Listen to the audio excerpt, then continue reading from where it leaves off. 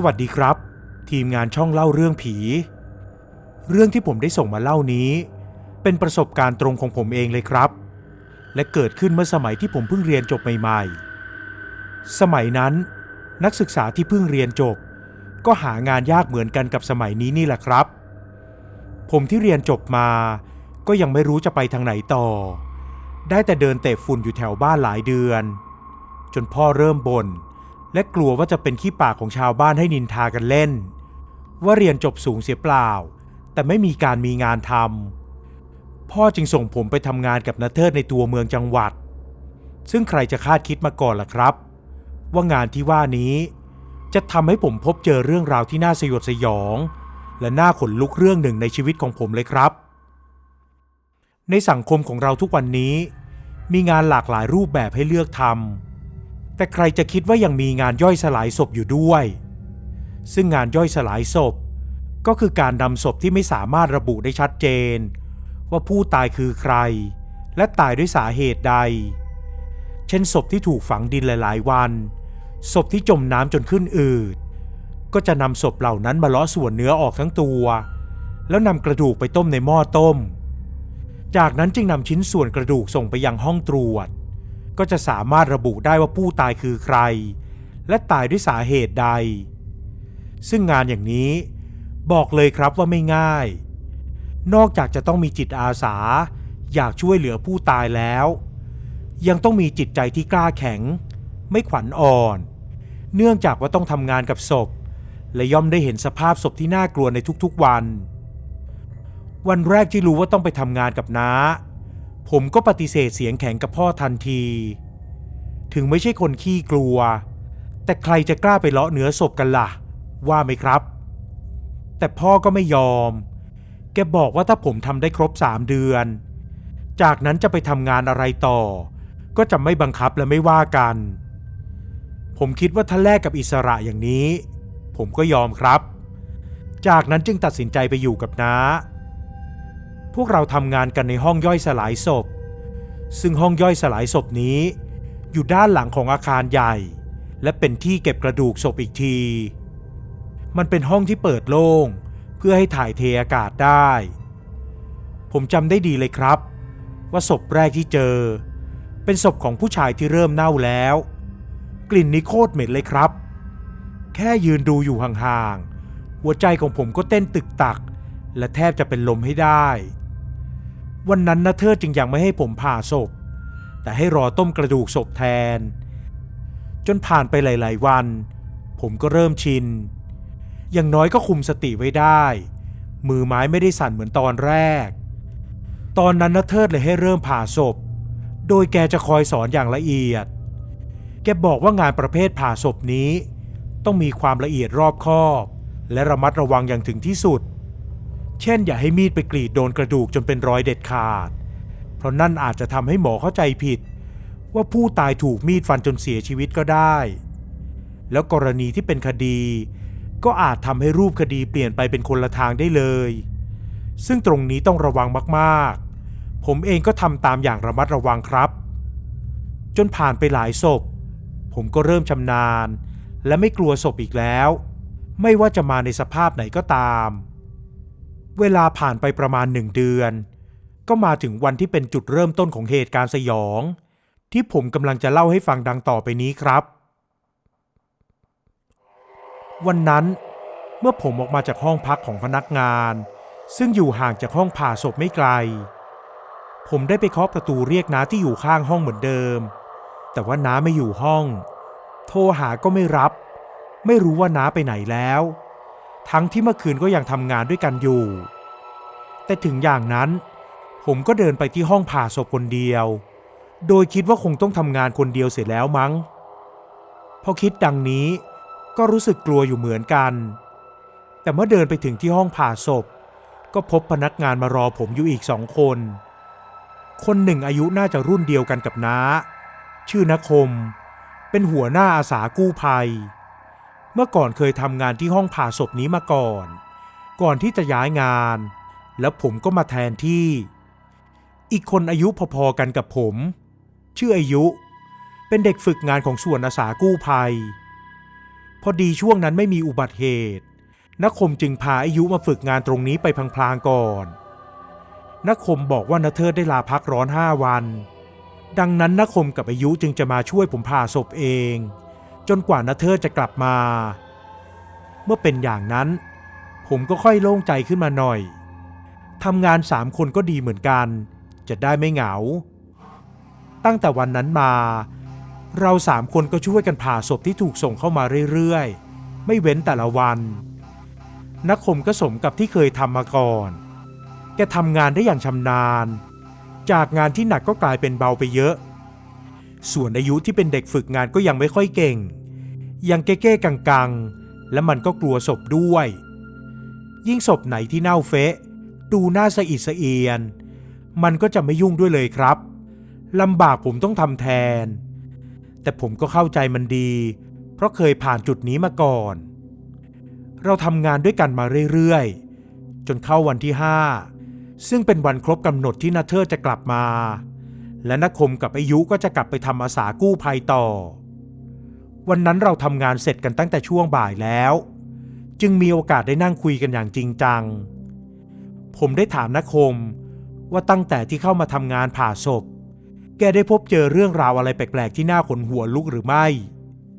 นักคมบอกว่าเคยเจอมาหลายครั้งเหมือนกันอย่างเช่นเคยเห็นวิญญาณของร่างผู้ตาย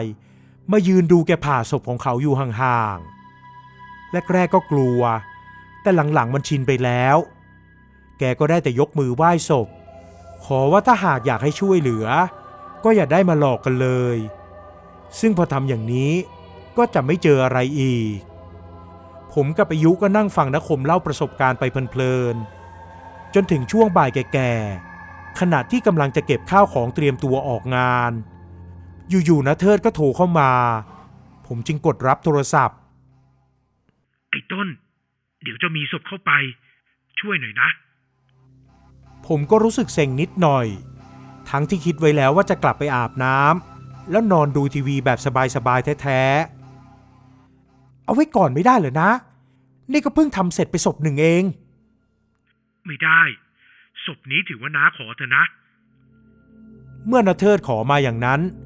ผมก็จำเป็นต้องตกลงหลังจากวางสายผมจึงบอกนักคมกับอายุพวกเขาถึงกับทำหน้าอิดออดโดยเฉพาะอายุที่ถึงกับส่ายหน้าและถอนในใจแรงๆดูก็รู้ว่าทุกคนเหนื่อยกันแล้วแต่เมื่อมันเป็นหน้าที่ก็ต้องทำต่อไปศพที่ว่าถูกส่งเข้ามาโดยรถกู้ภัยในช่วงใกล้จะ6 โมงเย็นแล้วเจ้าหน้าที่จัดแจงยกศพมาไว้บนเตียงผ่าให้แล้วพวกเขาก็ออกไปเหลือแต่ผมกับนักคมและอายุ3 คนเมื่อเปิดผ้าขาวออกเราก็เจอกับศพที่มีสภาพจมน้ำเสียชีวิตจนบวมอืดและเขียวคล้ำไปทั้งตัวดูแทบไม่ออกว่าเป็นใครและน่ากลัวมากๆจากที่ได้กลิ่นเหม็นเน่าอยู่แล้วพอเปิดผ้าออกก็ยิ่งเหม็นมากกว่าเดิมขนาดนักคมยังถึงกับทำหน้าเยเกอายุก็โก่งคออ้วกเลยครับผมเองใจสั่นไปหมดเพราะไม่เคยเจอศพที่น่าสยดสยองอย่างนี้มาก่อนเราใช้เวลาสักครู่ใหญ่ๆเมื่อเตรียมอุปกรณ์ผ่าศพและทำใจกันได้แล้วก็เริ่มลงมือผ่าศพด้วยการทำความสะอาดศพในเบื้องต้นก่อนจากนั้นจึงค่อยๆเริ่มเลาะเนื้อเพื่อเอากระดูกบอกได้เลยว่าเป็นอะไรที่น่าสยองมากๆเวลาที่กรีดมีดลงไปน้ำเลือดน้ำหนองของศพก็จะซึมไหลออกมาเห็นแล้วอยากจะอ้วกให้ได้ไม่ได้รังเกียจอะไรแบบนั้นนะครับแต่สภาพของศพและกลิ่นมันทำให้รู้สึกอย่างนั้นจริงๆจนใช้เวลาเป็นชั่วโมงเราก็ยังไม่เสร็จขณะนั้นผมปวดฉี่จึงขอตัวไปเข้าห้องน้ำก่อนห้องน้ำอยู่ไม่ไกลเท่าไหร่ผมเดินออกมาแป๊บเดียวก็ถึงพอฉี่เสร็จและกำลังจะเดินกลับก็เจอนักคมที่มาเข้าห้องน้ำเหมือนกันแกบอกว่าให้รีบกลับไปเพราะปล่อยอายุทิ้งไว้คนเดียวเดี๋ยวมันจะกลัวผมเลยรีบเดินกลับไปแล้วก็เจออายุวิ่งสวนออกมาตรงประตูพอดีมันเกือบชนผมและดูหน้าตาของมันก็ตื่นตระหนกอย่างสุดขีดมีอาการสั่นเทิมไปทั้งตัวกูไม่เอาแล้วกูกลับก่อนนะเว้ย ว่าแล้วมันก็วิ่งออกไปทางห้องพักและหายไปเลยครับ ผมที่ไม่รู้ว่ามันเป็นอะไรจึงเดินกลับเข้าไปผ่าศพต่อตามปกติแล้วคราวนี้ก็เหลือผมคนเดียวกับอีก1 ศพแถมบรรยากาศก็มืดค่ำแล้วแถวนั้นไม่มีบ้านคนอยู่ด้วยจึงทำให้ทุกอย่างเงียบจนวังเวงไปเลยเมื่ออยู่คนเดียวอย่างนี้สมองส่วนความคิดมันก็จินตนาการไปเรื่อยถึงเรื่องผีๆสางๆจนในที่สุดหางตาผมก็เหลือบไปเห็นว่าใบหน้าของศพมันหันค้างมาทางนี้และดวงตาก็เบิกกว้างผมชะงักอย่างประหลาดใจเพราะจำได้ว่าก่อนหน้านี้ศพนอนหน้าตรงและหลับตาด้วยแต่พยายามจะไม่คิดมากและตั้งใจผ่าศพต่อไปทว่าระหว่างนั้นผมก็รู้สึกแปลกๆเหมือนว่าศพกำลังมองผมอยู่และกระพริบตาให้ด้วยผมถึงกับขนลุกเกลียวเป็นระยะและแน่นอนว่าถึงจะกลัวแค่ไหนจะทิ้งงานเลยก็ไม่ได้จึงจำใจต้องทำต่อไปโดยพยายามไม่หันไปมองหน้าศพและไม่นานหลังจากนั้นนักคมก็กลับมาจากห้องน้ำครับในจังหวะที่นักคมเดินเข้ามานั่นแหละอยู่ๆแกก็ชะงักตาค้างเหมือนตกใจอะไรบางอย่างผมก็มองตามสายตาของแกไปอย่างสงสัยปรากฏว่าตอนนั้นใบหน้าศพได้หันไปนอนหน้าตรงเหมือนเดิมแล้วและหลับตาสนิทด้วยผมนี่ถึงกับอึ้งไปเลยแล้วนักคมก็บอกให้ผมทำบางอย่างตามแกนักคมยกมือขึ้นไหว้ศพพูดว่าขออย่าได้มาหลอกกันเลยจะตั้งใจผ่าศพให้ดีที่สุดผมก็ทำตามและพูดตามอย่างว่าง่ายจากนั้นเรา2 คนก็ช่วยกันผ่าศพจนทุกอย่างแล้วเสร็จไปด้วยดี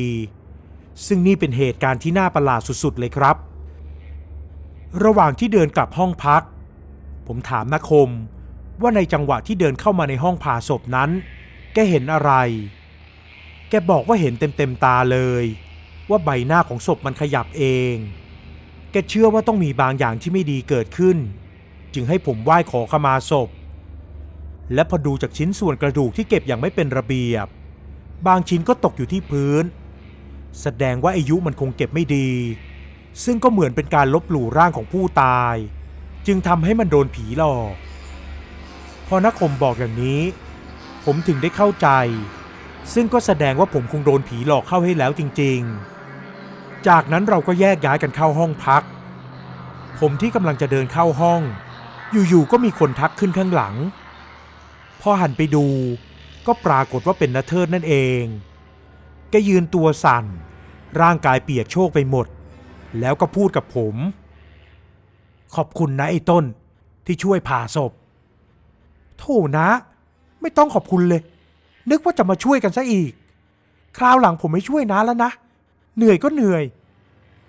ผมก็บ่นไปแล้วณเทิดก็ยิ้มให้แต่ผมกลับรู้สึกว่านั่นช่างเป็นรอยยิ้มที่น่าหดหู่ใจแปลกๆจากนั้นผมก็ปิดประตูเข้าห้องพักไปเลย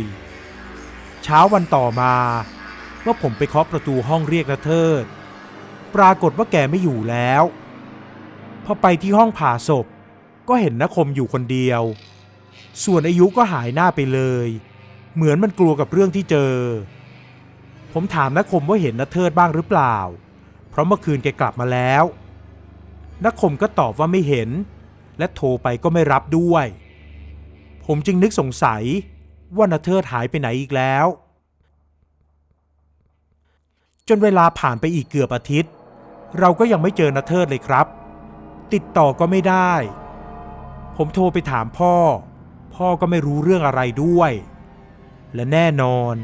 ว่าเราได้แจ้งความคนหายไว้เรียบร้อยแล้วจนในที่สุดผมก็มารู้ความจริงที่น่าใจหายว่าณเทิดเสียชีวิตไปแล้วครับสาเหตุเพราะจมน้ำเสียชีวิต